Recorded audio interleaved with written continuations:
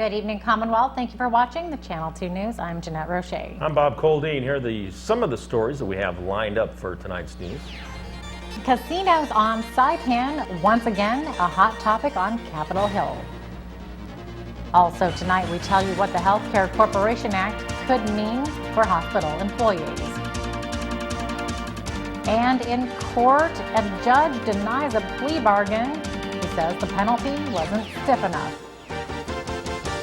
In sports, the Jets continue to fly.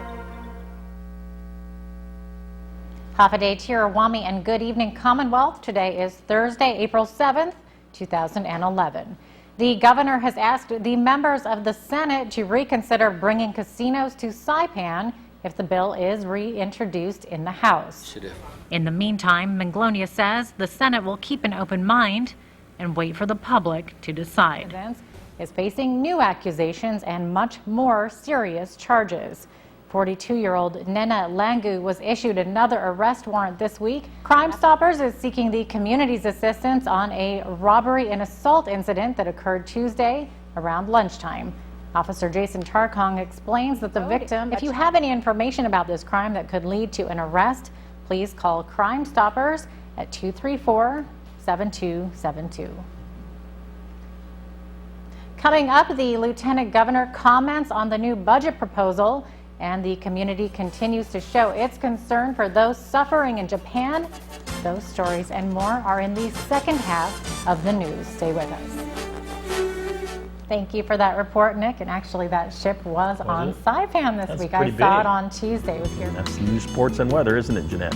It is, Bob. Thank you, too, for no rain in the forecast. You're welcome. I know you wanted that.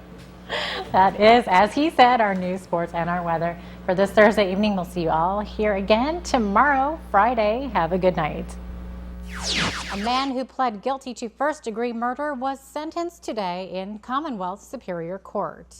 As the anniversary has now come and gone for one of the most tragic days the CNMI has ever seen, we reflect back on lessons learned and changes that have been put in store for a safer Commonwealth. Since it's Friday, we've decided to dedicate it Fun Fiji Friday. On our final Fiji segment, we show you how zip lining is fast becoming one of the world's top tourist attractions. The victim was well known by the locals here in this tiny village. Many of them frequented his store. Today, bars cover the windows and doors of the very place that he was murdered. Many of us who were on island on November 20th, 2009 will never forget that day. Tomorrow marks the one-year anniversary of a shooting rampage that left the Commonwealth reeling. Today, we speak to a family member whose husband and children were among the victims. Hafaday Tirawami and good evening, Commonwealth. Today is Wednesday, June 1st, 2011.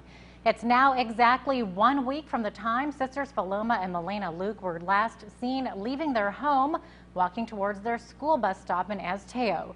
Their disappearance has baffled authorities, friends, family, and neighbors, and has rattled parents across the island.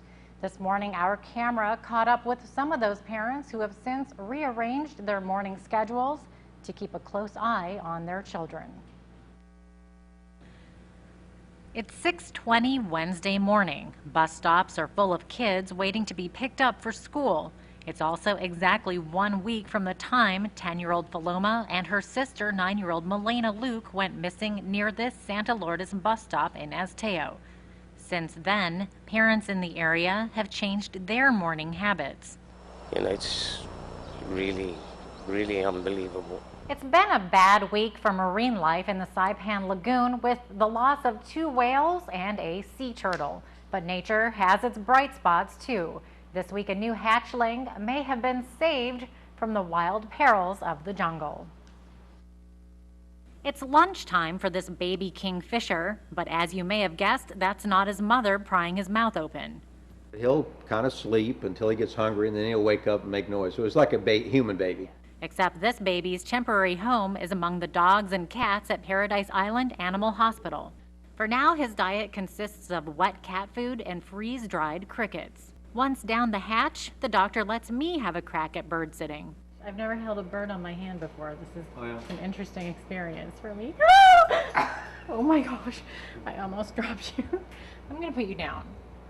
I'm sorry. I'm not used to this. I may have nearly dropped the poor thing on its head, but at least I didn't get messed on.